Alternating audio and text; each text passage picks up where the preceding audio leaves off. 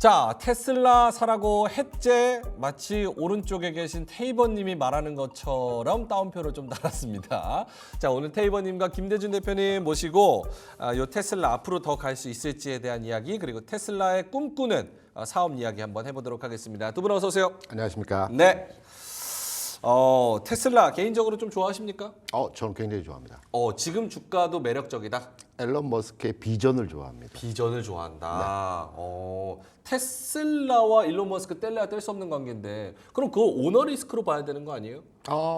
일단 최근의 상황에서 뭐 부정적인 이슈가 반영되는 때도 있지만 네. 기본적으로 길게 보면 테슬라 앨런 머스크의 비전이 실현화되고 있다라는 점, 뭔가 하나의 목표를 정하고 그 목표에 대해서 계속 힘있게 추진하는 거, 요거를 저는 개인적으로 좋아합니다. 오히려 리스크보다는 프리미엄 쪽에 오너 프리미엄 쪽에 가까운. 네, 맞습니다.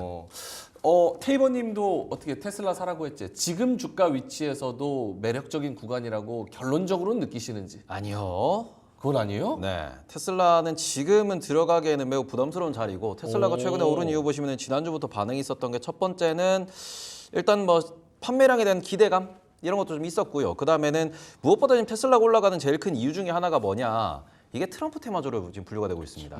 그것 때문에 트럼프의 뭔가 그 TV 토론회에서의 이슈 이후로 테슬라 쪽으로 수급이 몰려가고 있다. 그리고는 지금 시장에서 계속 뭐 많은 분들이 느끼시겠지만 엔비디아와 테슬라가 롱숏이 걸려 있는 상황이에요. 네. 어제도 우리가 프리장까지 놓고 보시면은 엔비디아가 빠지는 상황에서 테슬라가 쭉 올라가는 모습을 보였고 어제는 좀 특이하게 엔비디아가 이제 따라붙는 모습을 보였습니다. 근데 그게 또 하필이면 또 약간은 구도가 이상해지는 게 엔비디아 같은 경우에는 민주당의 펠로시 의원이 엔비디아를 보유하고 있다. 특히 테슬라를 팔고 엔비디아를 보유하고 있다는 얘기가 나오면서 양쪽의 롱숏이 좀 더 강하게 걸리는 그런 모습을 보이고 있다 보니까 최근에 나스닥의 AI 주도주가 조금 비싸다. 엔비디아가 좀 조정받는 과정에서 테슬라의 수급이 몰렸고 그 부분에서 또 이게 또 트럼프 테마주로 가면서 완전히 좀 올라가는 모습을 보였죠. 트럼프가 대통령이 된다 그러면은 일론 머스크를 백악관에 드리겠다라는 이야기까지 나왔기 때문에 그런 부분이 이제 테슬라에 대해서 좀 더 우리가 밈 형태로 올라가는 것도 우리는 무시할 수 없다. 그런 것도 감안을 하면서 투자를 하셔야 된다라고 말씀을 드리고 싶습니다. 알겠습니다.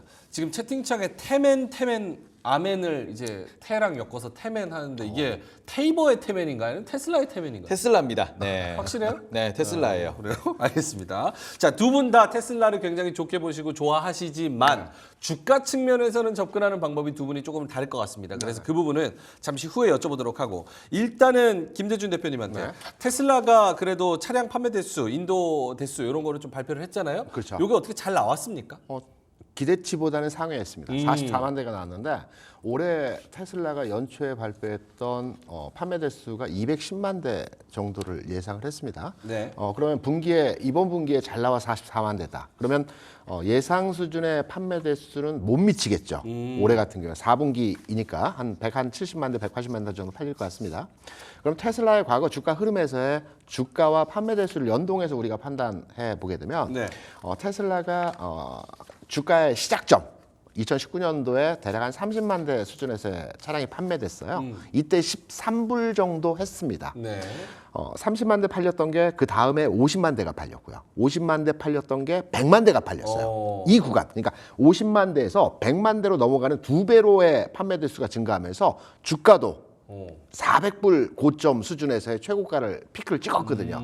그리고 나서 테슬라의 판매 대수가 130만 대, 180만 대. 그러니까 증가는 했는데 정체됐죠. 증가 폭이 둔화가 됐다. 그렇죠. 그러면서 주가도 최근까지의 조정 상태에서의 흐름이 진행이 되었고요.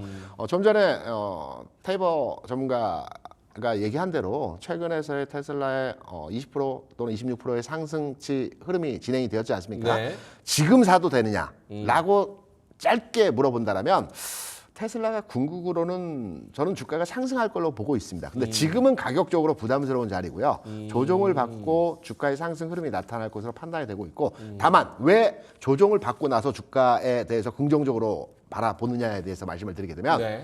테슬라가 우리가 단순하게 전기차를 생산하고 판매하는 회사로 알고 있지 않습니까? 그런데 회사의 내재적인 분위기는 바뀌고 있어요. 전기차를 생산하고 판매하는 회사에서 부가 서비스라고 하죠. 네. FSD라든가 또는 ESS 장치라든가 테슬라가 기존에 추진하고 있는 뭐 슈퍼차저라든가 요 부분 기타 서비스 부분에서의 비중이 대략 한 자동차 판매 대수에 대한 매출 부분에서 20에서 25% 정도 차지를 하고 있어요. 네. 아직은 크지 않죠. 8대 2 정도 되니까. 그런데 이 부분의 성장세가 분기당 40%씩 성장을 하고 있어요. 그러니까 이게 시간이 뭐 내년, 내후년 정도 되게 되면 이 기타 서비스 부분에서의 매출이 차량 판매 매출을 뛰어넘을 가능성도 있다라고 판단이 되고 있거든요. 이런 맥락에서 테슬라에 대한 주가 상황에서의 흐름을 보게 되면 인프라를 구축해 놓고 그 구축된 인프라에서 수익을 창출해내는 이런 형태로 회사로 진행이 될 가능성이 아주 크기 때문에 지금 당장의 주가 수준에서 우리가 접근하기보다는 중장기적 흐름에서 테슬라에 대해서는 관점으로 접근을 해보는 것은 어떨까라는 측면에서 생각을 하고 있습니다. 근데 지금 아까 테슬라 주가 나왔는데 $140 갔다가 최근까지도 지지부진하면서 뭐 여러 가지 이야기들이 나오다가 며칠 동안에 갑자기 20% 넘게 폭등한 거잖아요. 이 배경에는 뭐가 있는 거예요? 요 ESS 에너지 저장 장치가 같이 플러스 알파로 붙었다. 뭐 요런 플러스 알파가 있었던 거예요? 아니면 무슨 해석을 해야 되는 거예요? 지금 트럼프 얘기를 하는 이유가 뭐냐 그러면은 ESS로 테슬라가 이렇게 올라갔다라고 하면은 그거는 우리가 오히려 위험하다고 보셔야 되는 게 ESS 지금 글로벌 1등이 누구냐? CATL입니다. 그리고는 ESS 관련돼 가지고 중국이 이미 시장을 장악한 상황에서 이거 가격 경쟁 들어가야 되는 거거든요. 지금 우리가 테슬라를 투자했을 때 테슬라의 성장성을 놓고 본다 그러면은 우리가 뭐 좀 이따가도 말씀을 드리겠지만 로보택시, 자율주행, 그러니까 FSD라고 부르는 풀 셀프 드라이빙이 중요하다라는 거. 거기에서 모여있는 많은 데이터로 애플도 작년에 밝혔죠. 테슬라의 데이터 때문에 우리는 자율주행 포기한다. 애플카 포기한다라는 얘기를 했다시피 테슬라의 강점은 자율주행이 있다라는 거고 그쪽에 있어가지고 진입장벽을 세워놨다라는 거예요. 근데 지금 최근에 보시면 어제도 보고서가 나왔습니다. ESS가 좋아서 ESS 성장성 때문에 그러면은 테슬라는 오히려 매도 시그널이겠죠. 왜냐하면 이거는 누구나 할 수 있는 산업이기 때문에. 그러니까 그런 부분을 놓고 보시면은 최근에는 아무래도 엔비디아 조정에 따른 밈이 좀 더 강했다라고 해석하는 게 맞다라고 좀 보셔야 될 것 같고.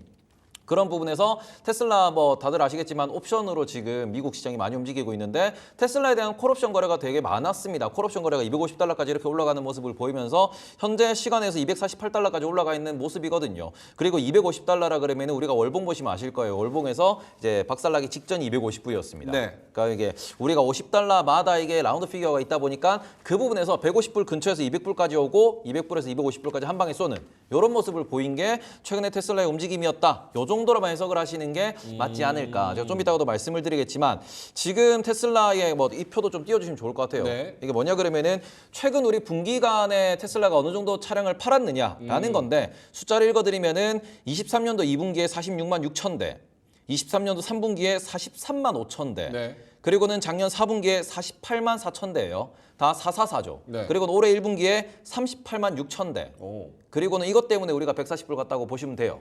그리고 이번에 다시 44만 3천 대. 올라왔네요. 1년 전에 46만 대였고 1년 전 이제 3분기 때 43만 대였는데 지금 1년이 지났음에도 여전히 44만 대입니다. 그러니까 성장이 어느 정도 지금 보면은 우리가 전기차가 많이 팔리는 거 맞습니다. 점점 더 증가하고 있는 거 맞는데 그 와중에 테슬라 같은 경우에는 전기차 판매가 좀 둔화되고 있다라는 점. 이 부분도 시장에서 조금 주목하고 있는 부분이기 때문에 이런 걸 놓고 보시면은 지금 전기차 시장도 성장은 하고 있어요. 다만 지금 전기차 시장과 함께 이야기하는 부분이 뭐냐 그러면은 하이브리드에 대한 이런 이야기가 점점 늘어나고 있습니다.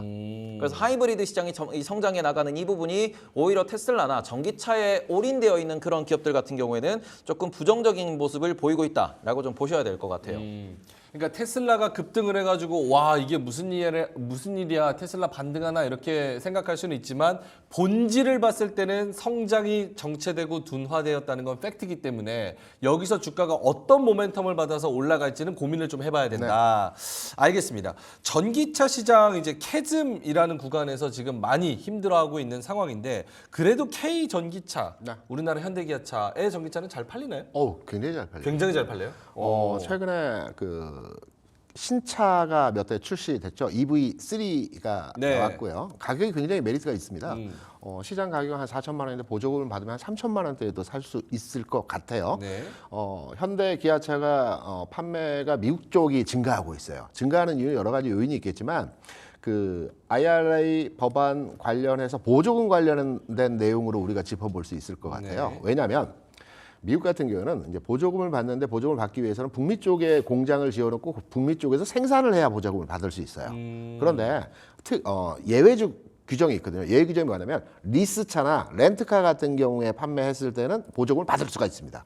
그리고 최근에 현대기아차가 미국의 판매 대수가 증가하고 있는 것은 이 리스나 렌트카 쪽으로의 수출이 증대되고 있거든요. 보조금을 받으면서도 판매 대수가 증가하는 현상들에서의 모습을 보여주기 때문에 현대기아차가 지난해 상반기 대비해서 이번 상반기 전기차 수출이 거의 2배 가까이 증가를 했습니다. 뭐 10% 가까이 수출과 생산이 이제 늘어날 것으로 예상이 되고 있는데 네. 이런 부분들이 현대차에 대한 전기차 수출 그리고 판매 이 부분이 증가하는 요인으로서 해석이 되고 있습니다.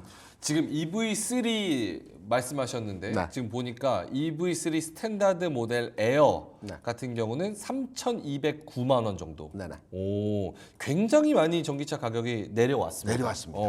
근데 요게 EV3 기준으로 아반떼 정도의 사이즈인데 그렇죠. 3,200만 원 주고 사는 게 맞아요? 일단은 현대차, 기아차는 3,200인데 네. BYD는 그게 1,900만 원. 네. 1,900만 원. 네, 그렇습니다. 1,000만 원대로도 내려가죠. 그래서 가격은 점점 낮아지고 낮아집니다. 있네요. 그리고 캐스퍼 같은 경우도 이번에 그 나온다고 그러지 않습니까? 네. 전기차가. 그러면 보조금 받고 하면 조금 비싸긴 하지만 이전 대비해서는 굉장히 저렴해졌다라고 저렴해졌다. 볼 수 있거든요. 자동차 시장의 우리가 특성을 좀 보시면은 아반떼 팔고 캐스퍼 팔고 하면은 영업이익이 안 나와요. 예, 자동차 시장 자체가. 예, 어찌 보면 제네시스를 팔아야 큰 차를 팔아야 비싼 차를 팔아야 이익이 남는데 그 부분에서는 오히려 저가형 전기차가 나오는 부분을 좀 부담스러워하는 사람들도 많이 있다. 왜냐면은 못 남겨놓고 이거는 엔트리 모델로 깔아가지고 말 그대로 판매량을 늘리는 데 집중을 하는 거기 때문에 그 부분에 있어서는 자동차 시장이 이게 위축되고 있다라고 표현하는 사람들이 많기 때문에 이 부분도 조금 투자에 참고를 하셔야 된다. 이렇게 말씀을 드리고 제가 싶습니다. 한 발만 더 들어가면 네. 이차전지 산업에 대해서 긍정적인 내용의 이제 뉴스와 지금 산업의 변화가 있어요. 기존까지는 우리가 LFP 배터리에 비해서 삼원계 배터리가 비싸다라고 많이 인식을 했지 않습니까? NCM, NCA 이런 배터리. 그렇죠. 네. 비싸다라고 했는데 최근에 EV3나 캐스퍼에 적용이 되는 배터리가 삼원계 배터리입니다. 그러니까 가격이 많이 다운됐다는 거죠. 배터리 자체도 많이 다운이 돼서 자동차 가격 또한 여기에 맞춰서 가격이 내려갔다는 거죠. 그러니까 산업 자체가 그동안 부담스러웠던 부분의 가격 부분이 이제 어느 정도 완화되는 현상에서의 모습들이 진행되고 있기 때문에 이 차전지 전체적인 산업이 이제 안정화 추세에서 바닥을 찍어가는 흐름에서 진행이 되고 있지 않나. 이 부분으로도 인식하고 이해할 수 있는 부분이라고 볼 수 있겠죠. 근데 캐즘이라는 거는 일반적으로 관심 있는 사람들이 먼저 살 사람 다 사고 네. 한 5%에서 한 10% 정도. 그리고 나머지 사람들이 정말 편의성과 실용성을 느껴서 요거를 사줘야 되는 그 구간, 그걸 넘어가는 구간인 건데 지금 그 캐즘을 아직도 못 넘어가는 핵심적인 이유는 뭡니까? 왜 사람들이 전기차를 정말 그래 난 이거 전기차 살 거 하고 확 안 삽니까? 일단은 전기차가 충전이 불편하다. 충전이 불편하다. 그 다음에는 뭐 겨울이 뭐 어쩌고 저쩌고 이야기가 나오고 뭐 승차감에 대한 이야기도 많이 나오고 그리고는 핵심이 되는 게 뭐냐 그러면은 지금 전기차로 산업이 전환되는 과정에서 전기차로 넘어가는 과정에서 그게 대안이 없냐라고 하면은 대안이 있어요. 그러니까 우리가 뭐 친환경차로 넘어간다 그러고 어찌 보면은 정부 정책상 우리가 내연기관 자동차 판매를 제로로 맞추겠다라고 하는 그 부분. 그래서 우리가 코로나 때 전기차가 막 등장을 하고 유행을 하기 시작하니까 아, 그 부분에서 우리가 전기차로 다 넘어가는구나 하고 요걸 투자에 대입을 했는데 지금 실제로 자동차 업계에서 어떤 식으로 지금 흐름을 잡아나가냐 그러면은 제네시스 같은 경우에도 마그마라는 거를 라인업을 새로 만들어 가지고 출시를 하는데 고성능 라인업이 하이브리드입니다. 그리고는 지금 최근에 나온 거 팰리세이드 하이브리드 나왔고요. 소렌토도 하이브리드가 잘 팔리고 있죠. 그리고는 지금 벤츠 같은 경우에도 벤츠의 최상위 라인업 마이바흐에서 나오는 게 지금 800마력대 하이브리드를 만들고 있고요. 포르쉐 같은 경우는 올해 신차 라인업이 다 바뀌었는데 전부 다 하이브리드로 가고 있습니다. 이게 무슨 소리냐 그러면은 하이브리드 역시도 친환경차라는 점에서 전기차와 하이브리드를 병행할 거다라고 이렇게 좀 시장 분위기가 잡히다 보니 이런 부분에서 우리가 그러면은 작년과 재작년에 우리가 상정했던 그런 부분에 있어가지고 전기차 배터리 시장의 그런 사이즈, 우리가 투자 규모 이런 것들이 계속 연기가 되고 있는 게 현재 현실이다라고 보셔야 될 것 같고 이 차트 좀 하나 띄워주시면은. 네. 작년과 재작년에 실제로 이제 우리가 최근에 한 3, 4년 동안 무슨 일이 있었냐 그러면은 전 세계적으로 리튬 광산을 찾자라는 게 되게 많이 있었습니다. 실제로 밑에 보시면 이게 리튬이 얼마나 많이 생산이 될 거냐에 대한 그러한 계획입니다. 그리고는 이렇게 계획을 짰던 그 근거는 뭐냐 그러면은 그만큼 우리가 배터리가 빠르게 늘어날 거고 2차 전지가 빠르게 늘어날 거고 리튬 수요가 빠르게 늘어날 거다라고 하는 건데 최근에 골드만삭스에서 보고서가 또 나왔습니다. 뭐냐 그러면은 내년 내후년부터는 리튬의 공급 과잉을 주의해야 된다. 그러니까 지금 배터리 가격이 많이 떨어졌다라고 말씀을 해주셨는데 그 근거 그 바닥에 있는 건 뭐냐 그러면 지금 탄산 리튬 가격 반등 못 하고 있고요. 네. 계속 신저가를 쓰고 있는데 여기서 공급이 늘어난다라고 하면은 이 공급이 늘어나는 그 부분이 결국에는 배터리 가격의 인하를 불러올 것이고 그게 자동차 판매량에는 도움이 될 지연정 지금 우리가 국내에 있는 2차 전지 업종 같은 경우에는 많이 좀 부정적이죠. 왜냐하면 원자재 사업이기 때문에. 이렇게 되면 이런 부분에 있어가지고 또 우리가 수직 계열화에 이제 성공한 기업도 포스코 그룹이나 에코프로 그룹밖에 없기 때문에 나머지 기업들 같은 경우에는 또 언급이 되는 게 올해 2분기, 올해 3분기 영업이익 안 좋을 거다. 영업 적자 날 거다. 그렇죠. 왜냐 그러면은 리튬 비싸게 샀는데 리튬 가격 자꾸 떨어지니까 그 부분에 있어가지고 손실이 또 발생될 수밖에 없다. 그런 얘기가 나오는 것도 지금 우리가 기존에 계획했던 전기차 판매 계획, 리튬 개발 계획 이런 것들이 조금 어긋나고 있는 부분이 있습니다. 요게 시간이 조금 필요하다라는 거는 인지를 하시면서 투자에도 적응을 해야 된다. 그러니까 되게 핵심적인 부분을 말씀을 해주셨는데 이거 뭐 테슬라가 미래의 청사진 요거 넘어가기 전에 결국 전기차가 조금 더 잘 팔려서 캐즘을 넘어가고 있다. 더 많은 전기차가 보인다. 현대기아차 잘한다. 라고 얘기하는 것과 지금 2차 전지 관련주들의 주가와 쌓아 올려버린 매물대 이런 것들은 좀 따로 해석을 해야 된다는 게 맞습니까? 따로 해석을 하는 게 맞고요. 네. 우리가 이제 전기차나 배터리 산업에 대해서 이해를 할 때 자동차에 국한되어서 모든 걸 이해를 하고 있습니다. 네. 자동차 산업이 성장하긴 하겠지만 이 성장의 속도가 그렇게 빠르게 진행되는 것은 아니거든요. 속도 조절이 나타나게 되는데 우리가 배터리 산업이라고 하는 건 꼭 자동차뿐만 아니고 뭐 앞서 잠깐 말씀드린 에너지 저장 장치도 있을 것이고 그리고 사용차로도의 진행이 있을 것이고요. 또 다양한 산업 분야에 대해서 배터리가 쓰임새가 확대되는 과정이 현재 진행되고 있기 때문에 이러한 과정에서 배터리 산업 자체에 대한 전망치는 긍정적이다라고 판단되는 부분이죠. 그러니까 2차 전지가 뭐 미래고 친환경이고 앞으로 좋은 건 알겠지만 시간적인 여유는 이전보다는 확실히 더 둬야 된다. 네네. 알겠습니다. 솔리마르님께서 아들이 내년이면 성인인데 전기차 사줄까요? 아니면 아직 하이브리드를 사줘야 되는지. 내연기관요. 근데 성인이면은 이제 20살인데 네. 그때는 걸어 다녀야 돼. 최고의 이동 수단은 따릉이 정도. 아. 20살 때부터 차 타면은 그렇죠. 네, 조금 힘듭니다. 그래서 알겠습니다. 돈이 많으시면은 또 그러실 수도 있죠. 알겠습니다. 자, 그래서 솔리마르님의 의견까지 들어봤고요. 자, 그러면 테슬라 얘기를 다시 돌아가서 테슬라가 꿈꾸는 미래가 무엇인지에 대해서도 좀 이야기를 해볼게요. 8월 8일 날 88데이라고 하죠. 테슬라가 로보택시를 내놓는다. 이 로보택시가 그냥 간단하게 말해서 내가 차를 사서 내가 안 쓰는 동안에는 얘가 지 알아서 서울에서 부산까지 가던 대전을 가던 돌아다니면서 택시를 하고 그러고 돈을 벌어오고 내가 퇴근할 때쯤이면 그 자리에 다시 그대로 있는 요 로보택시를 발표를 하겠다. 네. 실제로 요렇게 돌아다니는 택시들이 미국에도 있습니까? 굉장히 많습니다. 많아요? 네. 미국 샌프란시스코에 가면 그 자율주행 택시가 24시간 운행이 되는데요. 한 100대 이상이 현재 운행이 되고 있고요. 그래요? 자유롭게 지금 많은 사람들이 이용을 하고 있다라고 합니다. 구글에서 운영하는 웨이모라는 이제 자율주행 택시가 있고요. 네. 여기에 이제 국내 같은 경우에도 이번 7월부터 청와대 앞에 노선 있지 않습니까? 효자동이나 이쪽 네네. 노선. 이 셔틀 그러니까 요금을 내는 기존까지는 시범 운행 테스트였기 때문에 요금을 내지 않았었거든요. 네. 셔틀 버스가 현재 7월부터 운행이 되고 있어요. 자율주행으로? 자율주행으로. 기사님은 계시는데 운전은 안 하시고. 그렇죠, 그렇죠. 아. 그리고 하나 더 8월이 되면 네. 강남에서 심야 시간대에만 네. 자율주행 택시가 운행 시범 서비스로 적용이 됩니다. 물론 초기에는 운전자가 조수석에 타서 네. 모든 걸 이제 컨트롤하는 형태로 진행이 되겠지만 8월에는 이런 형태로 진행이 될 것 같고요. 우리나라는 늦었습니다. 중국 같은 경우에도 우한 지역에 500대 정도의 시범 서비스를 지금 하고 있고요. 저는 500대요? 이제 네네 자율주행 이 택시 관련 사업이 앞으로 굉장히 테슬라나 어떤 산업의 발전에 지대한 영향을 줄 걸로 저는 판단을 하고 있는데 왜냐하면 우리가 식당 가면 최근에 자연스럽게 하는 게 이렇게 뭐죠? 키오스크를 통해서 주문하고 뭐 결제하고 다 하지 않습니까? 네. 그래서 제가 키오스크 가격을 한번 알아봤어요. 그러니까 테이블에 있는 건 한 30만 원 정도 하고요. 매장에 있는 거는 뭐 비싼 거는 1,000만 원 정도 하지만 평균적으로 한 300에서 500 정도 한다라고 해요. 그러면 한 사람의 평균 월급 정도 되지 않겠습니까? 네. 키오스크 한 대 가격이. 키오스크 한 대 가지면은 어떠한 그 인건비 절약 차원에서 진행이 되는데 자율주행 택시의 핵심은 뭐냐면 인건비가 나가지 않는다. 1년이면 차량 가격을 뽑아버립니다. 그렇기 때문에 자율주행 택시 산업 자체는 앞으로 계속해서 확대되고 변화할 것이라는 측면에서 판단해 볼 때 이 산업에 대해서 우리가 주의 깊게 판단하고 눈여겨봐야 된다고 저는 개인적으로 생각하고 있어요. 이미 시범 서비스를 하고 있는 것들이 글로벌적으로 굉장히 많다. 네.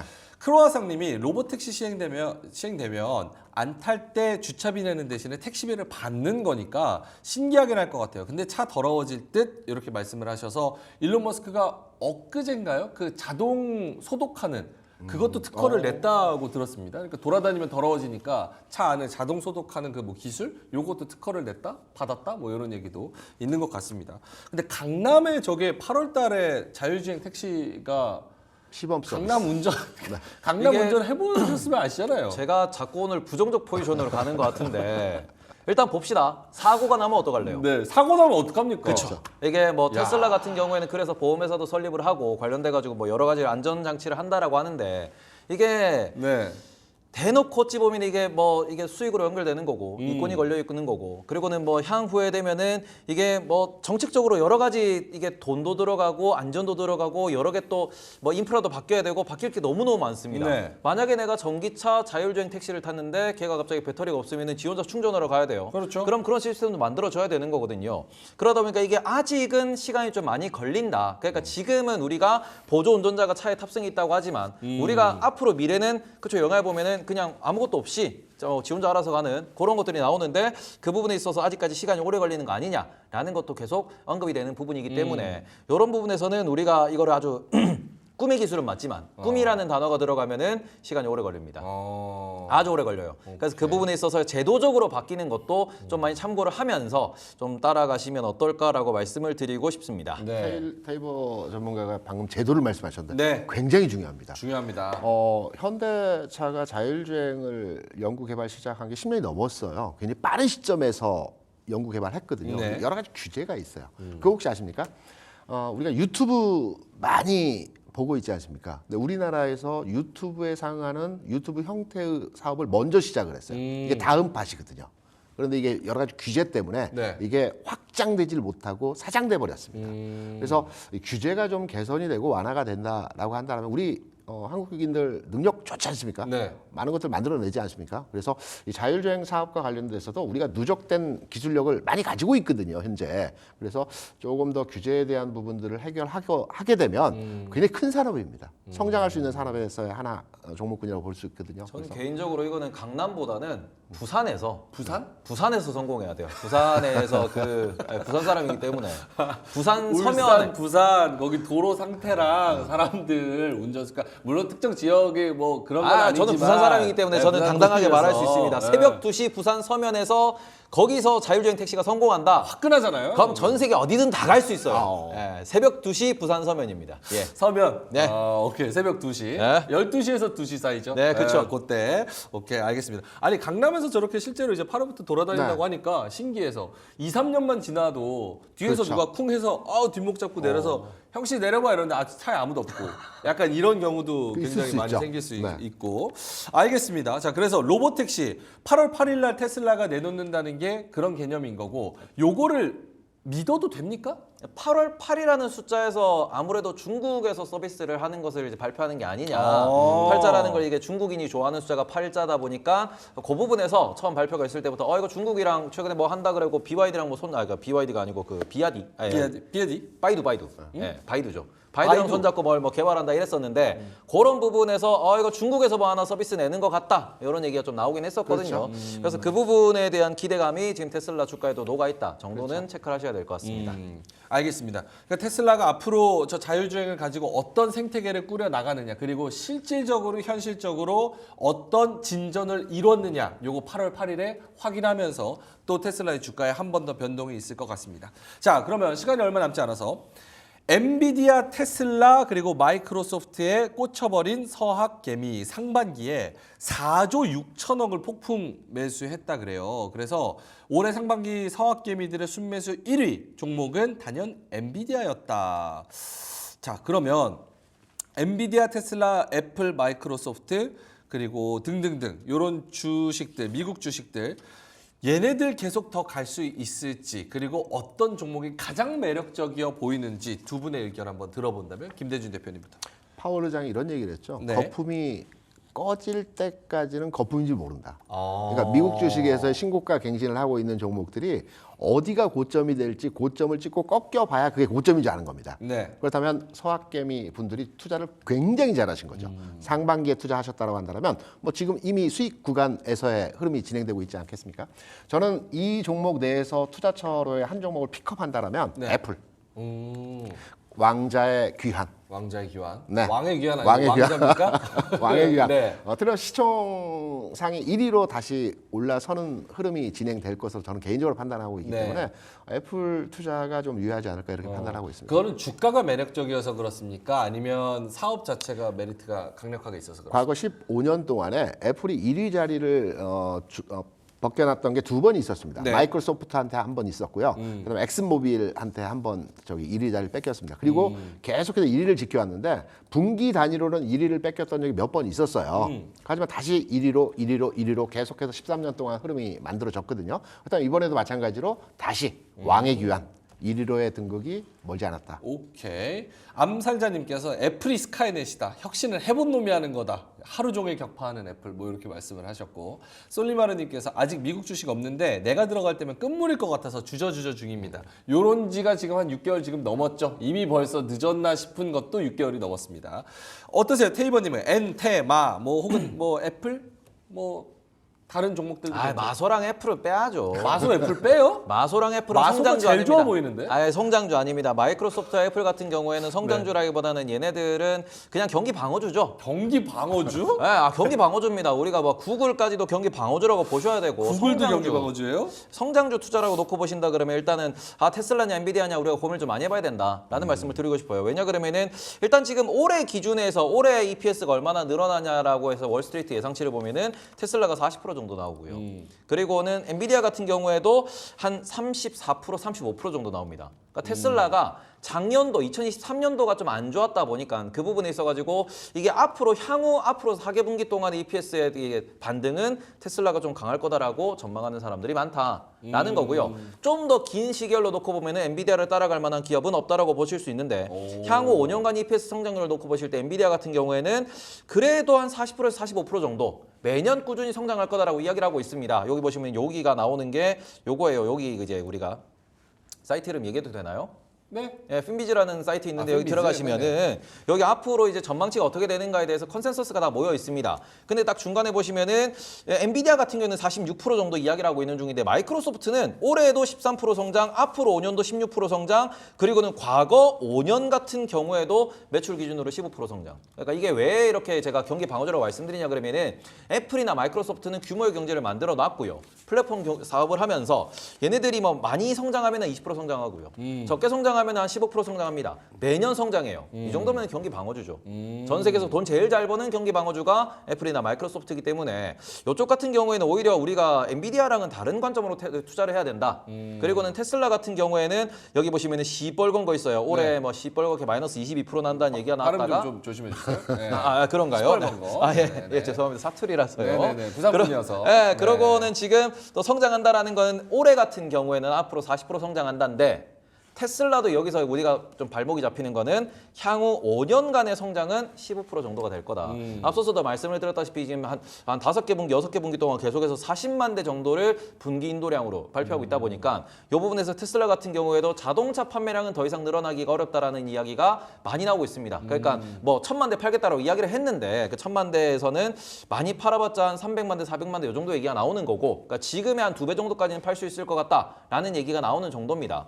그런 상황에서 ESS도 좋고 아니면은 FSD도 좋고, 그리고는 그 외에 여러 서비스들을 통해 가지고 구독 모델을 통해 가지고 EPS를 끌어올리기 위한 게 테슬라 향후 이제 성장 모델이다라는 점에서 이렇게 놓고 보면은 만약에 마이크로소프트랑 뭐 엔비디아랑 테슬라에서 어떤 투자를 할 거냐 그러면은 저는 엔비디아가 정답이다. 이렇게 말씀을 드리고 싶습니다. 애플 김대준 대표님은 애플 왕의 기환 다시 한번 1위를 차지할 거다. 우리 테이버 형님은 역시나 엔비디아. 알겠습니다. 근데 사실 이게 되게 웃픈 게 우리나라 국장만 하시는 분들로서는 마이크로소프트건 애플이건 엔비디아건 사실 다들 잘 가는데 그 안에서 차이가 있는 거잖아요. 누가 더 많이 가냐의 그렇죠. 차이잖아요. 그래서 국장만 하시는 분들은 어쩌면 좀 슬픈 그런 현실이기도 하긴 합니다. 자, 알겠습니다. 그럼 마지막으로 요거 한번 여쭤보고 마무리할게요. 2차 전지 관련주도 사실은 그 종류가 되게 많잖아요. 그리고 우리가 원래 알았던, 그리고 작년에 잘 나갔던 양극재 관련 업체, 뭐 셀 업체 이런 것들도 있고, 최근에는 뭐 서진 시스템 같이 뭐 ESS나 아니면 뭐 대주전자재료 같이 실리콘 음극재 뭐 이런 종목들도 있고. 그래서 2차 전지 관련주들을 지금 사는 게 나을까? 혹은 완성차나 자동차 부품주를 사는 게 나을까? 이런 생각이 좀 들거든요. 저는 셀사 중심으로 해서는 지금 사야 된다고 보고 있습니다. 셀 기준으로. 그리고 내가 2차전지 주식이 하나도 없다. 네. 라고 한다면 지금 신규 매수로 2차전지 업종에 대한 관심이 필요합니다. 가지고 있는 분 같은 경우는 물타기 할 타임은 아니고요. 좀 기다려보는 홀딩하는 전략이 유효한 시점이라고 생각합니다. 2차 전지를 꼭 공부는 해야 된다. 관심을 가져야 된다. 네, 맞습니다. 바이오 엄청 좋아하시잖아요. 좋아하죠. 바이오 대 2차 전지? 바이오가 조금 바이오 좀 더. 알겠습니다. 그럼 바이오랑 반도체. 바이오가 낫죠. 바이오가 낫다? 네네. 알겠습니다. 자, 테이버님은 어떠세요? 2차 전지라고 말씀을 하셨는데 완성차가 오히려 더 나은가요? 전기차 잘 팔린다 그러면 오히려 완성차 사는 게 나을 수도 있을까? 저는 앞서서도 말씀을 드렸던 부분에서 전기차에 대한 전망치가 꺾이고 하이브리드에 대한 전망치가 올라온다라고 말씀을 드렸습니다. 네. 그렇기 때문에 저는 오히려 지금 공부하고 있는 거는 하이브리드가 여기서 더 확산된다라고 했을 때 하이브리드 쪽에 수혜를 받을 수 있는 기업은 뭐가 있을까? 저는 이걸 찾고 있기 때문에 어찌 보면 전기차는 우리가 고점 찍고 좀 조정을 받는 구간이고 아직까지 바닥인지 아닌지 숫자 확인이 필요하다 그러면은 지금 오히려 우리가 예상외로 이거 생각보다 투자가 많이 발생하네? 라는 부분을 보자 그러면은 오히려 하이브리드 혹은 수소 쪽으로 이야기가 좀 많이 나오는 상황이거든요. 그러니까 저는 그쪽으로 오히려 보는 게 낫지 않을까 이렇게 생각하고 있습니다. 알겠습니다. 오늘 점심 시간에 이제 드시면서 부장님과 혹은 동료들과 할 수 있는 이야기. 테슬라가 8월 8일에 로보택시를 공개한대. 그리고 테슬라 주가가 엄청 올랐대. 그러니까 앞으로도 애플이나 뭐 엔비디아나 혹은 애플 같은 그런 종목들이 유망하대. 이런 이야기를 한번 해보시면 좋을 것 같습니다. 자, 그럼 두 분과는 여기서 좀 인사를 드리겠습니다. 이슈이스다 런치 토크 우리 경제 유튜버이자 작가이신 테이버님 그리고 KR 리서치의 김대준 대표님이었습니다. 두 분 감사합니다.